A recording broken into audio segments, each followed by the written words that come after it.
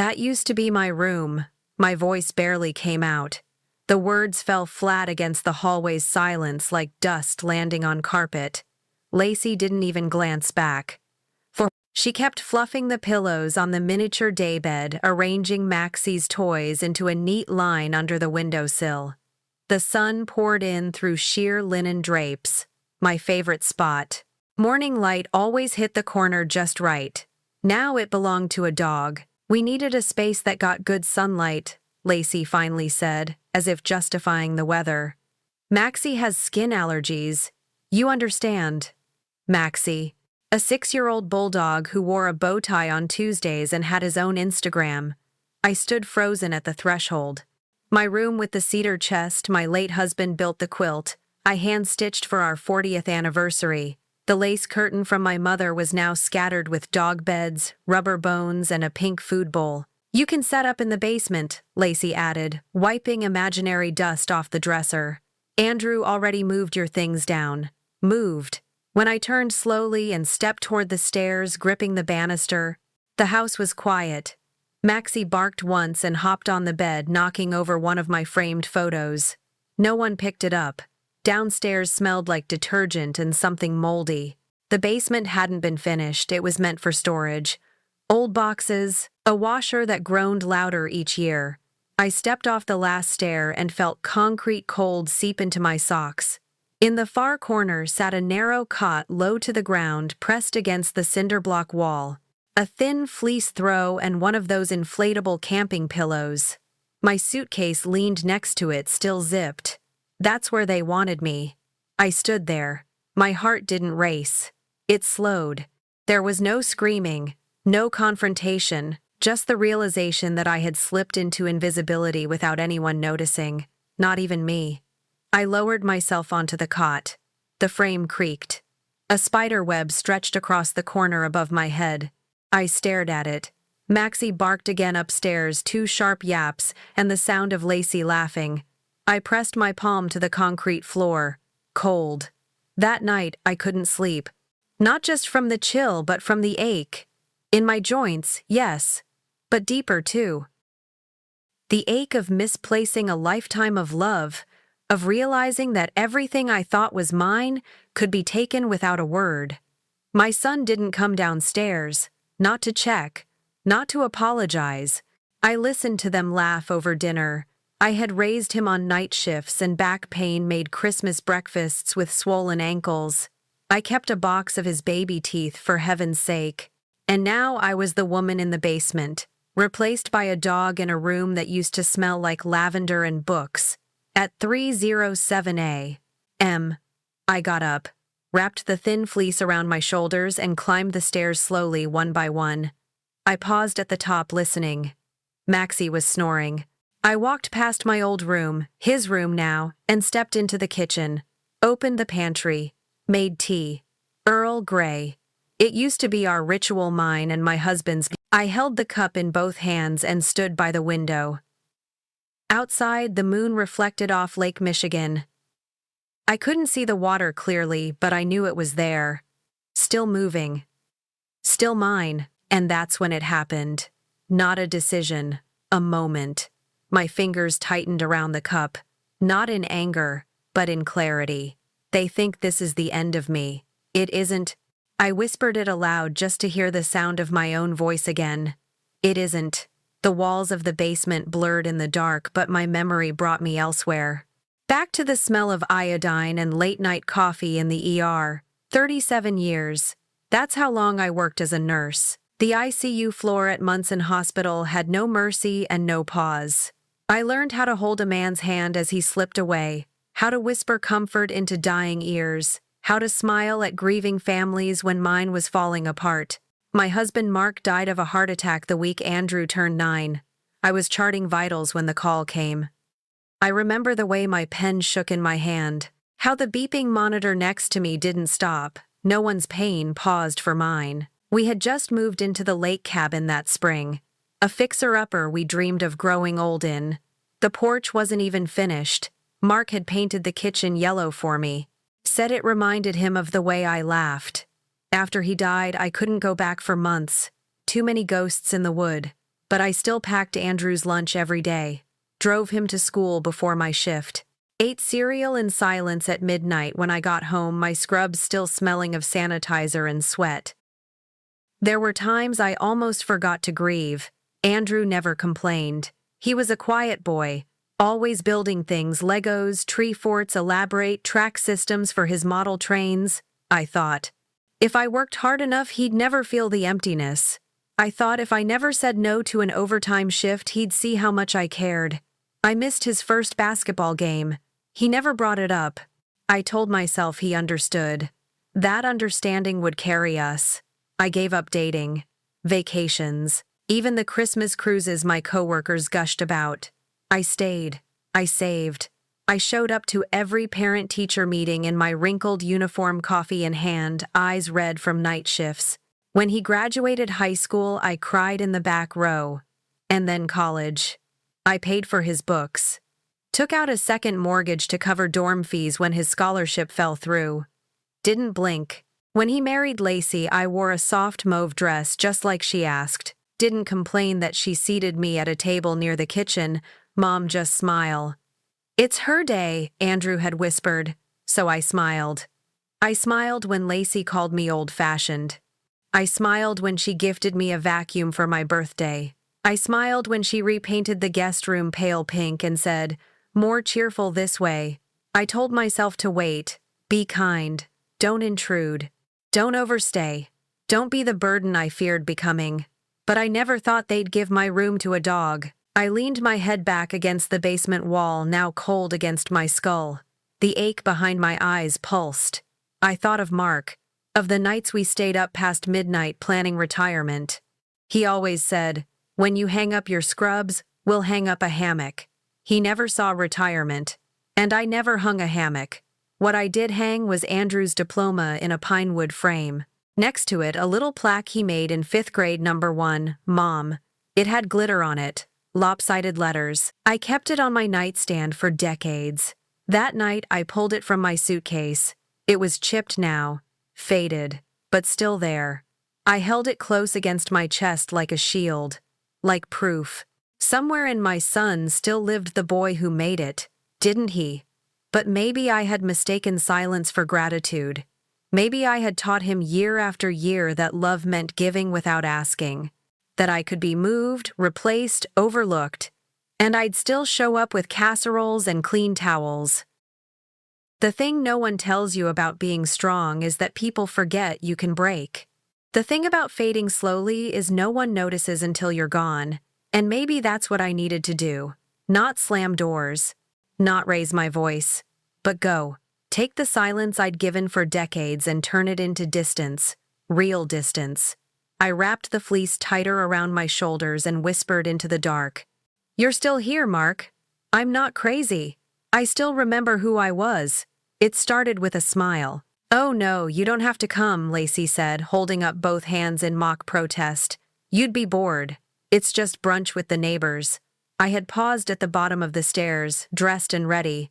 My cardigan buttoned all the way up, the brooch Mark gave me, pinned at the collar. I'd even curled the ends of my hair. She looked me over and added with a chuckle, "Besides, they're more our generation."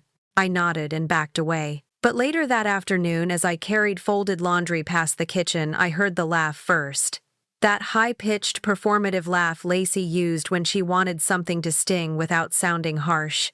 "She just kind of hovers," she said. I stopped mid-step. The door to the kitchen was cracked open. "Like, I don't know," Lacey continued. "It's like having a ghost. She means well, but the energy's so stale." My hand gripped the towel tighter. "She cleaned the pantry again," Lacey said, giggling. "Alphabetized everything. Even the dog treats." "Who does that?" Then Andrew spoke. Quiet. A low hum. "She just wants to help." "I know, babe. But it's too much. It's like she's nesting here. Nesting. As if I were a bird who didn't know she wasn't welcome." "We said she could stay after her fall," Lacey went on, her tone harder now. "But it's been almost a year. I thought this was temporary. A beat. Then she doesn't really have anything to go back to." Silence. Then a clink of glass, a drawer sliding.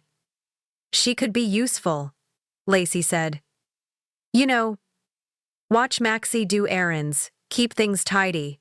Just not be in the way. Useful, like a mop or a paperclip. I stepped back, careful not to creak the floorboard. My heart pounded, not like a drum. Number. It was quieter. A pulse in my ears, the kind of pounding you feel in your throat. I went back downstairs. The laundry basket sat on the cot.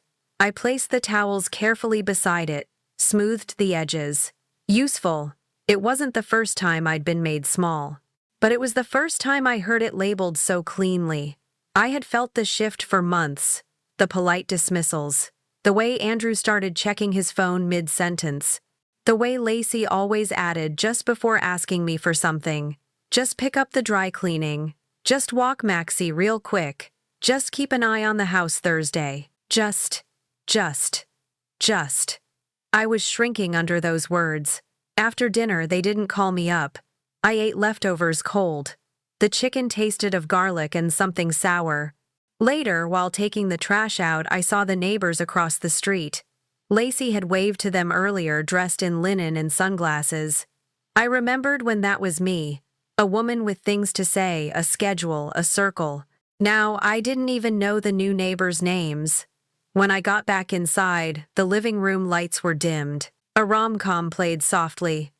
Andrew and Lacey curled under a blanket. Maxie lay sprawled between them, wearing a fleece hoodie. I paused at the doorway. Hey, I said gently. Do you want me to take Maxie out before bed? Lacey didn't look up. Andrew shrugged. He's good. I turned away. Back downstairs, I opened the top drawer of the old dresser they gave me. I pulled out the framed photo of Andrew when he was little, holding a fishing rod with Mark behind him. They'd caught a tiny trout. He was beaming. I traced the edge of the frame. Where had that smile gone? I thought of the word again. Useful. It clung to me. Not like an insult, but like a label stitched onto a uniform. It reminded me of a night shift years ago when a young nurse whispered about the old woman in room 403. She's sweet but useless, she had said. The woman was dying. I sat with her anyway, brushed her hair, held her hand. I remembered how her eyes lit up when she said, "You remind me of my daughter. I hope she remembers me." I did. And now I was her, a ghost in someone else's home. The next morning, I overheard Lacey on the phone. She paced the kitchen barefoot, sipping oat milk. "No, she hasn't asked to leave," she said. Pause. "Honestly, I think she thinks this is her home." My hand froze on the doorknob. "I know," Lacey whispered. "It's like she doesn't realize her time's up. Her time's up." I didn't cry, but something shifted, something deep, low, permanent. I returned to the basement, turned on the lamp, Saturday at the little desk they gave me, and pulled out my old notebook, the one where I used to write lists, shift schedules, grocery needs, Mark's blood pressure logs. But now I started a different kind of list. A quiet one. Title steps I can take: call Cindy at the credit union, check cabin deed file, email Marion Animal Rescue Fund, ITA, find box with birth certificates, title docs, look into rentals near Lake Michigan. The pen shook a little, but I didn't. I underlined the title twice, then whispered the same words from that night again. It isn't, because they think I'm done, but I haven't even started. It came wrapped in casualness. "Hey, Helen," Lacey called one morning. "Can you sign something for me real quick?" I was rinsing mugs in the kitchen sink. The house smelled of lemon detergent and Maxie's peanut butter treats. She waved a folder in the air. "Just some insurance forms," she said. "Boring stuff. You're still listed as emergency contact. We just need it updated." I dried my hands, heart tapping slower than usual. Something about her tone too bright. "Is Andrew around?" He had to run. "Dentist." I took the pen. My name was already typed on the signature line. The form's title read, "Policy Beneficiary Change Authorization." I paused. "What policy is this for? Oh, just the one for the house?" "Don't worry, your name stays on file. We're just adjusting secondary stuff." Secondary stuff. I looked at the fine print. paragraphs blurred under fluorescent light, legal phrasing, insurance codes, terms like transferable claim rights.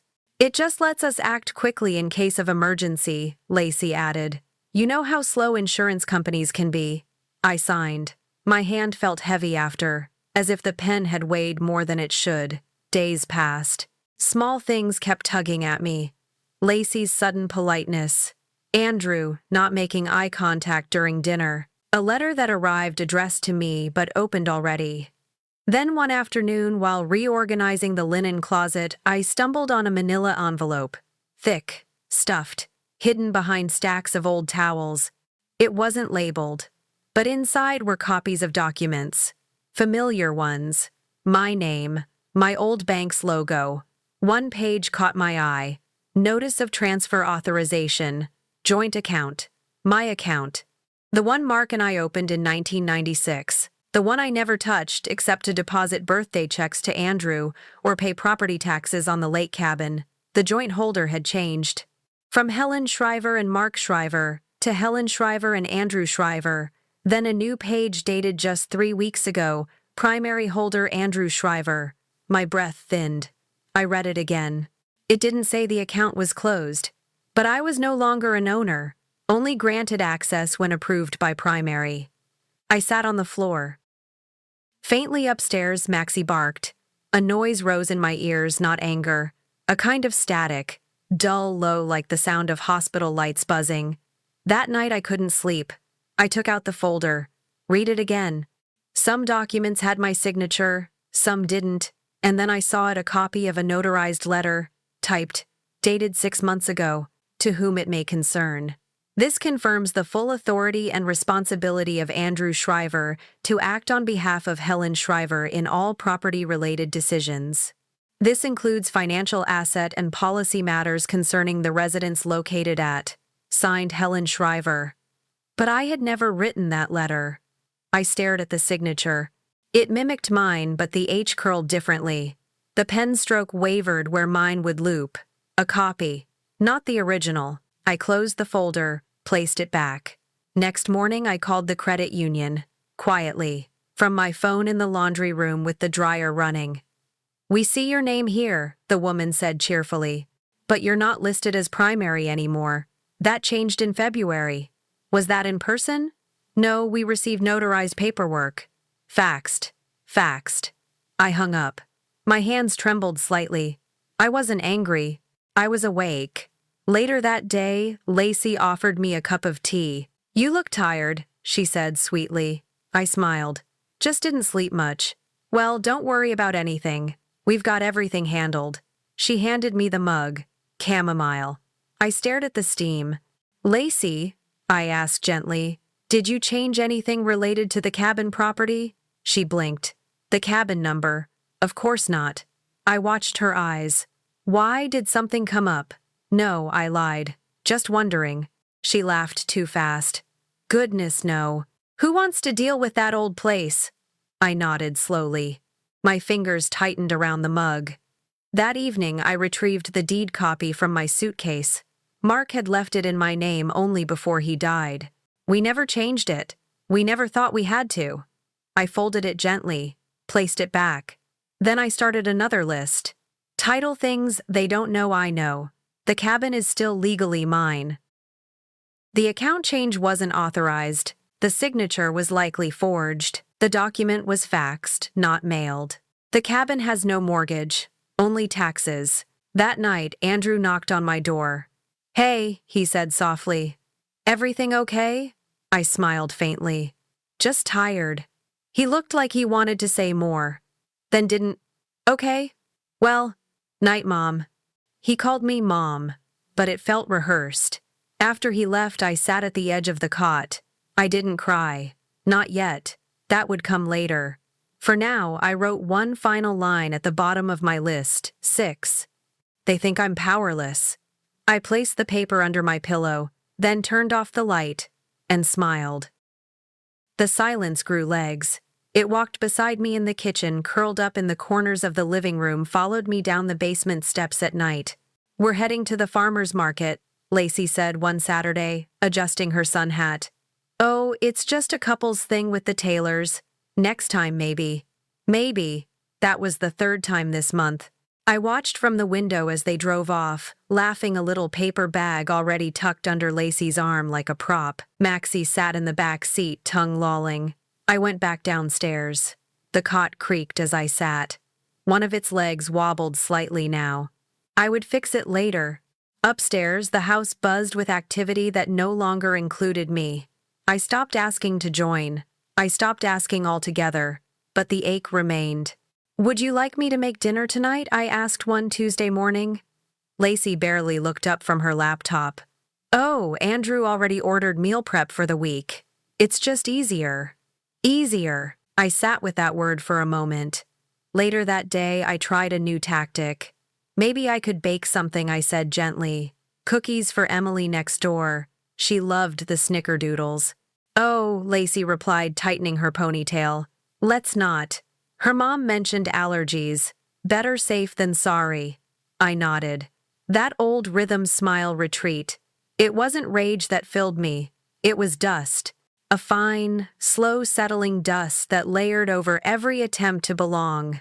The basement became my world. I rearranged the shelves, alphabetized spare bulbs and batteries, folded extra linens in perfect thirds. One afternoon, I caught my reflection in the mirror hanging behind the furnace. My face looked gray. Not old, not tired, just faded. I touched my cheek. The skin was soft, but the eyes looking back were rimmed with questions. Who was I when no one needed me? Andrew had started leaving early and coming back late. He mumbled greetings, ate in silence. The only noise came from the flick of his phone screen. Even Maxie had learned not to follow me anymore. I began counting footsteps overhead, mapping their movements by sound. The creak near the hallway meant Lacey. The quick steps by the fridge meant Andrew was late for work. I charted their absences like tides. Then came Emily. A knock on the side door startled me. Midday. No one used that door. I opened it to find a girl maybe 12 holding a plant. Mom said, "These need splitting," she said. "Too many roots.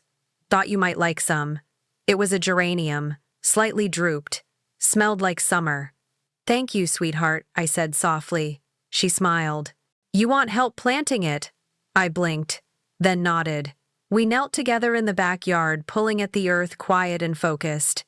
"You live in the basement?" she asked, not unkindly. "For now. That sucks."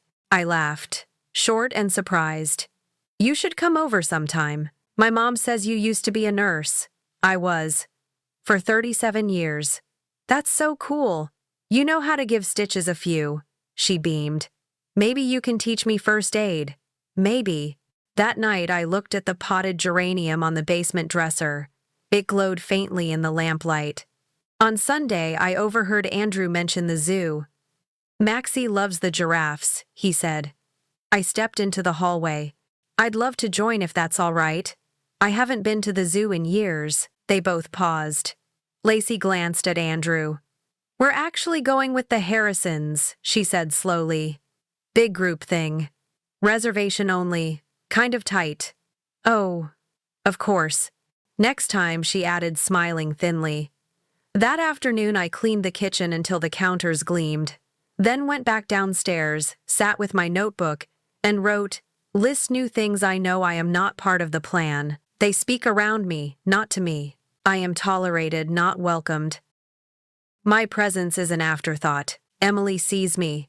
That matters." A week later, I found a calendar on the fridge, color-coded, events I'd never heard about, dinner parties, couples brunches, even a beach trip in July. I wasn't on any list.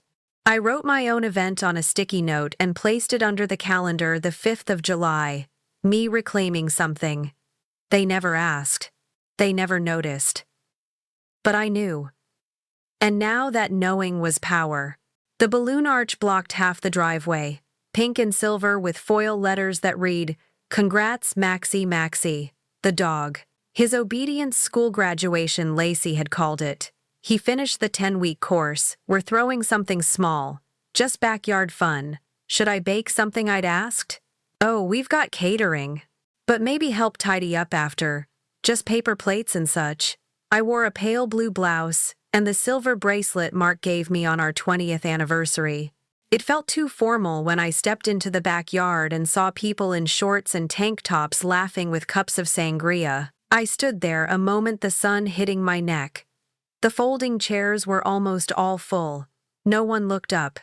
Helen Lacey finally called, waving vaguely from under a canopy. "Can you help refill the ice? The cooler's melting." I smiled, nodded, took the empty bag. Inside, the kitchen buzzed with empty platters and a wilting fruit tray. I pulled 2 new bags of ice from the freezer, hauled them out, cracking cubes into the cooler like I was feeding a cold, hollow mouth. Emily ran up to me mid-task. "Can I help?" "You're a guest," I said. "So are you." Her words stung gently. She picked up the scoop anyway. Together, we topped off sodas, wiped the table. The only ones cleaning. Then came the photos. Group shot, someone shouted. Chairs were arranged. People posed. I stood at the edge holding napkins. "Helen, could you take the picture?" Lacey asked sweetly, handing me her phone. I hesitated. "Of course." They smiled. Andrew put an arm around Lacey. Maxie wore a tiny cap. I counted to 3. Took 2 photos. "All good?" Lacey asked. "Lovely. No one asked me to join." I slipped back toward the table. Poured myself lemonade. A woman I didn't recognize approached. Tall, gray hair in a braid. She wore a cotton dress and kind eyes. "You must be Helen. I'm Adrian, Emily's mom. Nice to meet you." She looked toward the crowd. Quite the gathering. Indeed. She waited a beat. "You know," she said softly, "my mother lived with me till she passed. It wasn't always smooth, but we never forgot who she was." I blinked. "Some people forget," she added. "They see only what they want." Her hand brushed my elbow. "I see you." I swallowed. "Thank you." She nodded. Then joined Emily at the drink table. Later, Lacey handed me a trash bag. "Would you mind?" "Just until we get someone to help tomorrow." So I gathered paper plates, napkins, plastic forks smeared with frosting. I found a half-eaten cupcake on the grass. Pink icing melted into the dirt. I picked it up with 2 fingers, dropped it in the bag. Maxie barked at a butterfly. Everyone laughed. I stood beside the trash can. My silver bracelet slid loose on my wrist. After they left, I sat on the back step. The yard smelled like charcoal and lemon wedges. Adrian appeared again. "Need help carrying anything in? I think I'm done," I said. She looked at me. "You know," she said, "Emily told me about your geraniums. Said they bloomed better with you than with us." I smiled. "They just needed air." She leaned in. "So do you." Then she handed me a folded note. Walked away. Inside, I opened it. "If you ever need a change of scenery, my sister's cottage near Traverse Bay is empty till September. Emily would love a first aid lesson." Below, a phone number. I stared at it a long while, then placed it in my notebook. Under a new heading, options they never considered. Leave without announcement. Write my own ending. Return to who I was before they rewrote me. It started with the drawer under the basement stairs. A tin box scuffed from years of handling, wrapped in rubber bands. Mark used to call it our rainy day log. Inside were old receipts, notarized copies, statements folded into thirds, the corners soft from time. I sat on the cot, cross-legged, papers spread around me like a map of someone I used to be. One document caught my eye. Cabin title deed? Joint ownership. I ran my finger over the print. Still listed Helen Shriver. No lien. No secondary signatory. Dated 2004. Signed by Mark. Witnessed by Bill Parsons, the old notary from the Rotary Club. But something in me itched. I took the folder with me the next morning. Woke early. Left a sticky note upstairs.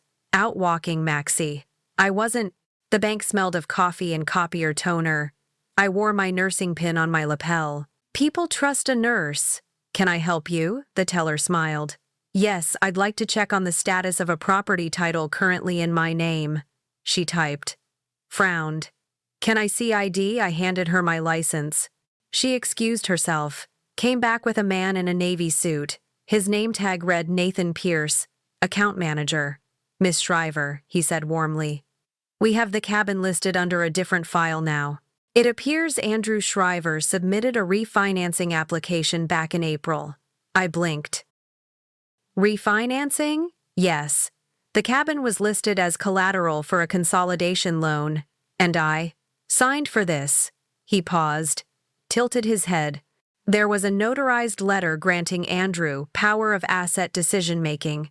It's on file. Can I see a copy? He hesitated. I'll need to check with legal, please. 10 minutes later, a black and white scan printed on thin paper slid across the desk. There was my name. There was a signature. It wasn't mine. Too neat, too balanced. No dip in the lull, no loop in the rar. Forged. I folded the page gently. Thank you for your time, I said. Nathan looked unsettled. Would you like to schedule an appointment with our fraud department? Not yet. He blinked. Just gathering information. Back home I brewed tea. Chamomile, extra honey. My hands were steady. I pulled out my notebook. Quiet Discovery's cabin used for loan I didn't sign. Signature forged on financial docs. My access to accounts was revoked months ago. Andrew knew. Lacey likely orchestrated. Power of attorney document appears altered. I didn't cry. I remembered Mark once said, a storm doesn't announce itself. It just shifts the air. The air had shifted. That evening, Lacey was in the kitchen, FaceTiming someone. It'll all go through by August, she whispered. Then we're free to do whatever. I mean, it's basically ours now. She turned. I stood silently by the doorway holding Maxie's leash. Everything all right, she asked, cheeks flushing. Fine, I replied. I was just ordering supplies for Maxie's next training. Of course. I walked Maxie down the street, let the air cool my cheeks. Later I took photos of every document, uploaded them to a USB drive, labeled it for when they try again. Then I called Adrienne. Would that cottage still be available? She paused. You need it soon, just curious. She didn't press. We'll make space. The next morning I visited the courthouse records department, requested an official printout of the cabin title. The woman behind the desk flipped through digital files. Says here it was amended in April. New co-owner Andrew Shriver. Authorized via proxy. Can I request a certified copy of the previous deed as well? You bet. We keep archives on file. Might take an hour. I can wait. I sat in the plastic chair. Watched a father fill out passport forms with his teenage daughter. He helped her spell occupation. The envelope was thick, crisp. 2 copies. Side by side. Then vers. Now. 1 in my name only. 1 altered. The difference was ink deep. My world was shrinking in their hands. Quietly. Legally. Almost. But not quietly enough. I would not scream. I would not storm. I would prepare. I watched the ceiling change colors, from moonlight gray to whisper blue. Another hour passed. I turned the pillow. The cot creaked beneath me. Mark once joked that if I ever wanted a divorce, all I had to do was toss and turn 3 nights in a row. I smiled at the memory, then blinked hard. It wasn't the sleep that escaped me. It was safety. The clock said 3:07 a.m. I padded barefoot to the small desk, lit the lamp, pulled out my notebook. What they took: cabin, security, financial control, legal identity, familial trust, daily purpose. I stared at the list, underlined every word, then flipped to a clean page. What remains? My memory, my records, my name, my dignity, my silence by choice. I breathed out. I opened my laptop, typed property fraud recovery options, Michigan, clicked, scanned, saved. Then searched elder financial exploitation, legal assistance, Michigan. One link stood out: an old newsletter from a community legal clinic. I remembered the name: Marcia Tilden. She used to volunteer at the hospital. Wrote thank you cards to the hospice staff.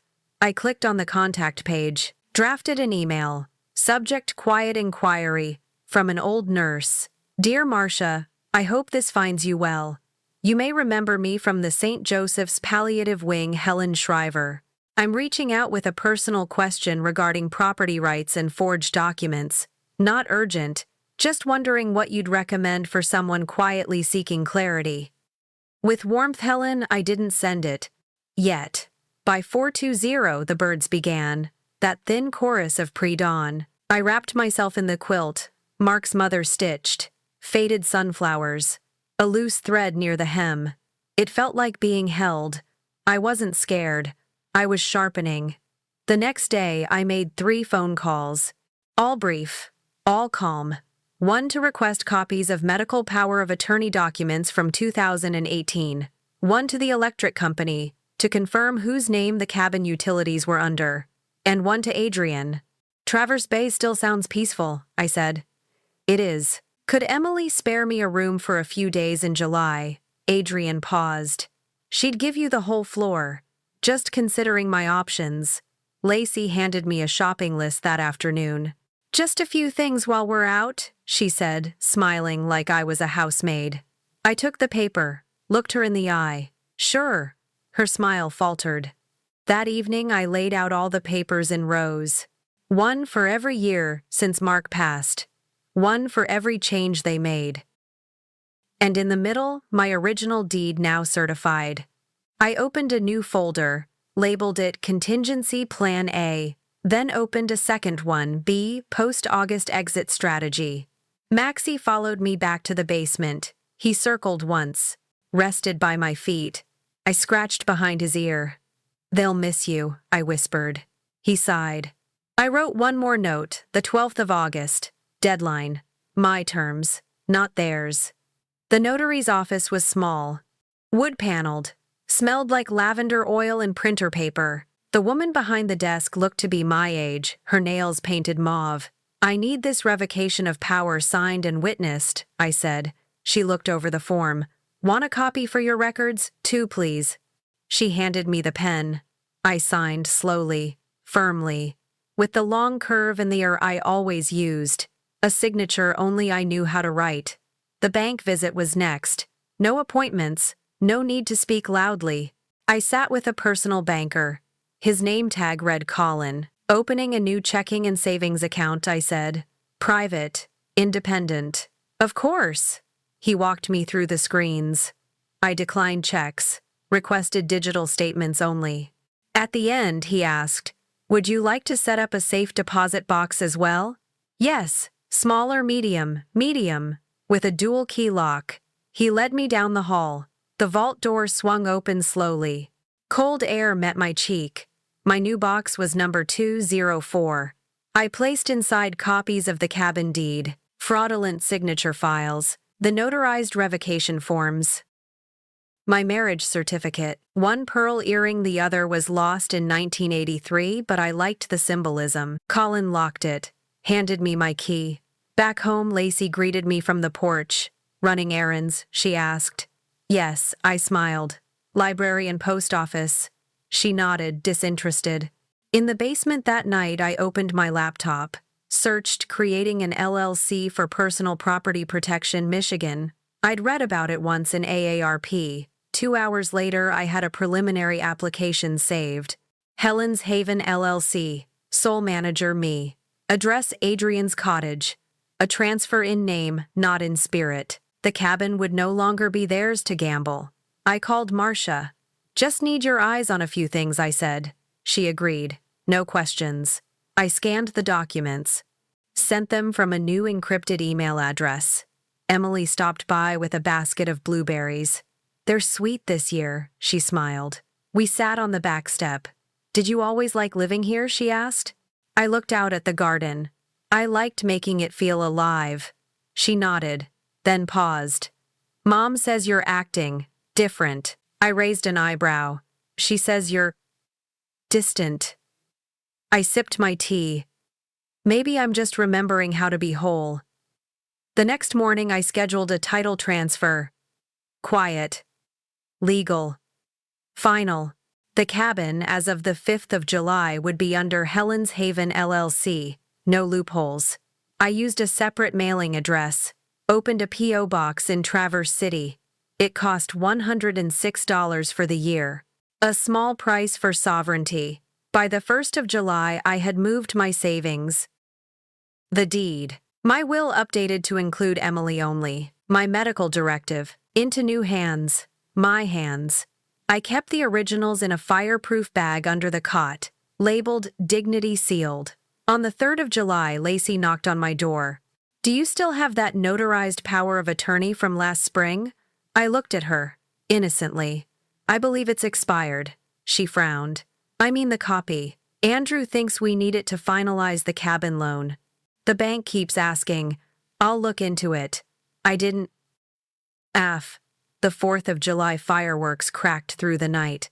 I watched from the back window. Maxie beside me. Each burst lit the sky, then vanished. Brief, loud, gone. My plan wasn't a firework. It was a sunrise. On the 5th of July, I took the bus north. Adrian met me at the depot. Emily waved from the back seat. I brought you chamomile, she said. I brought blueberry scones, Adrian added. We drove in silence, wind through the windows. I looked ahead. The cabin was no longer theirs. And soon I wouldn't be either. Lacey's voice rang through the phone first. Helen, what the hell is this? I held the phone away for a second. Her voice echoed through the quiet cabin. You moved the cabin into an LLC. Andrew just got off the call with the bank. They said we don't even have collateral anymore. I waited. Are you there? I am. What kind of stunt is this? You can't just cut us out like that. This is family. Yes, I said, my tone soft. It is. She hung up. The knock came 20 hours later. 2 thuds. Then silence. Adrian looked at me. Want me to handle it? I shook my head. Maxie stayed beside me as I opened the door. Andrew stood with both hands in his pockets, Lacey half a step behind. You've got some nerve, Mom. He wasn't yelling, but his eyes were sharp. We trusted you, Lacey added. You let us handle your affairs. We took care of you. I stepped aside. Come in. They sat on the sofa. I remained standing. We just need to fix this, Andrew said. Reverse the LLC, add us back. The refinance was already in progress. We could lose a lot. You should have told us, Lacey said. I raised one brow. Like the loan you took out in April, the forged signature. They froze. I have the original documents, and the altered ones. I have notarized records, scans, witnesses, a safe deposit box. Andrew shifted. That was a misunderstanding. It was forgery. Silence. I placed a manila folder on the table. From the hallway, Marcia stepped in. Lacey stiffened. Who's this legal counsel? Marcia sat beside me. Calm. Professional. We can go through this line by line, she said. The revocation of power, the LLC creation, the fraud documentation. We can submit them to the county and banking authorities today. Or we can simply state the legal facts now, and you can choose how to proceed. You brought a lawyer to ambush your own son, Andrew said. No, I replied. I brought a lawyer to protect my name. Lacey leaned forward. This is cruel. After everything we did, you housed me in the basement, signed documents without consent, discussed my future behind my back. Andrew rubbed his face. We thought you didn't care. You said you were tired. Tired doesn't mean stupid. They went quiet again. Marcia opened her notebook. You'll find that Mrs. Shriver's name is no longer attached to any of your accounts. Nor does she owe you any legal explanation for decisions made under her own capacity. Any attempt to contest the transfers would expose both of you to additional investigation. You're bluffing, Lacey muttered. I handed her the USB drive. All the copies are in there, and some are already with a third party. Adrian stepped out from the hallway with 2 mugs of coffee. Sorry, forgot to ask. Cream and sugar, Lacey glared. We're leaving, Andrew said. Before you do, Marcia added, please note this letter. It states that any future contact regarding Helen's property, finances, or legal status must go through my office. Any breach will be considered harassment. She slid the envelope forward. Neither reached for it. I stood. This isn't revenge. It's a reset. Andrew looked up. His voice was smaller now. So, you don't want to be in our lives anymore. I paused. I wanted to. I waited. I forgave. But at some point, protecting what's left of me became more important than keeping what never truly saw me. They left without another word. The gravel crunched under their shoes. I closed the door. Maxie let out a low bark. "They won't come back," I whispered. Marcia touched my shoulder. "You did it with grace. No fireworks, only facts." The phone didn't ring the next day, or the day after that. Not a text, not even a missed call. Silence had a strange scent to it, like rain on concrete after years of drought. Maxie curled by the door, still listening, still hoping. But I knew. They were gone. I made cinnamon toast that morning. Not because I craved it, but because it reminded me of Mark. He used to spread the butter all the way to the edge. No dry corners, he'd say. I did the same. And smiled. Adrian stopped by with a box of tea. "You haven't tried honeybush in a while," she said. We sat on the porch, two women who had both seen too much and too little. "You don't seem sad," she said after a while. "I'm not. Not even a little," I thought for a moment. "Grief was never the hardest part," I said. "It was being erased." She reached for my hand. "And now I see myself again." Emily's envelope arrived on Thursday. Light blue paper, her looped handwriting across the front. "Dear Grandma, Mom says we won't be visiting this summer. I think it's unfair. I didn't do anything wrong. But I understand if you need time. I miss blueberry scones. I miss you. I still keep that rock we painted together in my backpack. Love, Em." I held the letter for a long time, then folded it, slid it into the slot behind the photo of Mark and me by the lake. Some days I took the long trail around the water, wore my old sneakers, carried a thermos, waved to strangers and their dogs. Let the air remind me I was still here. No appointments, no errands, no orders from upstairs, just me and the breeze. I began writing again. Not big things, just scraps, thoughts in the margins of my planner, recipes I remembered by heart. One night I wrote, "They tried to shrink me, but I found the corners they forgot to watch." Another night, "The quiet doesn't hurt anymore. It listens." Adrian helped me move some things out of storage. A small sewing machine, the quilt scraps, my mother's button jar. We set up a corner in the sunroom. She called it my freedom studio. I called it enough. July faded into August. No word from Andrew, no apology, no threats, just absence. And in it, peace. Maxie grew lazy with contentment. His snoring filled the evenings. So did the sound of distant crickets. One afternoon, Adrian asked if I'd consider joining the community book circle. "We're doing novels about second chances." "Thought of you," I laughed. "A real one." "Do they allow troublemakers, only the dignified kind?" On the first page of my new planner, I wrote, "You lived, and now you choose." October arrived, dressed in gold. The trees around the lake shimmered. The air carried apples and chimney smoke. Inside the cabin, the back room smelled like cotton and cardamom. The sign on the window read, "Second Thread, Quilting and Quiet Company." Adrian came every Saturday. We brewed cider, lit the stove, rolled out bolts of cloth. Some women brought old shirts, some brought stories. We stitched both. The trust handled rent and supply, quietly, steadily. No big announcements, no fanfare, only fabric and freedom. On the 22nd of October, the bell above the door rang. I was unpinning a hem. I looked up. And there stood Emily, taller, eyes bright, holding something under her arm. "Hi, Grandma." I set the hem aside. "You found me." She stepped forward, unfolded what she carried. It was her dad's old jacket, the navy one with the frayed elbows. "Can we fix this?" I held the sleeve. "We can do more than that. We can make it yours." We worked side by side. She picked a patch with sunflowers. "Because you always grew them," she said. I let her choose the thread. She picked yellow, bright, hopeful. By evening, we had finished one sleeve. She held it up proud. "Do you miss them?" she asked. "Sometimes. The version of them I hoped they were." She looked down. I still love Dad. But I'm glad you did what you did. I brushed a thread from her hair. Love doesn't mean letting yourself be erased. She nodded. That night we shared cider and cinnamon toast. She asked about Mark, about the lake, about why I called it second thread. Because sometimes the first stitch breaks, I said. But we keep sewing anyway. Before bed, she left a note on the work table. Grandma, I want to come back next summer. Maybe I can help with the shop. Maybe we can make a quilt together.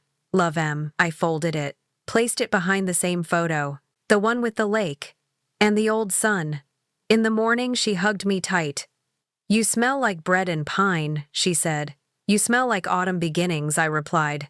She laughed, then waved from Adrian's car. Later, I stitched a single square, dark blue, with one line of yellow thread. I labeled it October's Girl and sewed it to the center of a quilt that was no longer just mine. If you've ever felt unseen, unheard, or quietly replaced in your own family, know this: you're not alone. Helen's story may be fiction, but the pain and the power are real for many of us. Have you ever had to reclaim your dignity in silence? Or found your own second thread when no one thought you would? Share your story in the comments below. Tell us what part of Helen's journey resonated most with you. And please drop your city or state. Let's see how far these stories of strength travel. We're listening, always.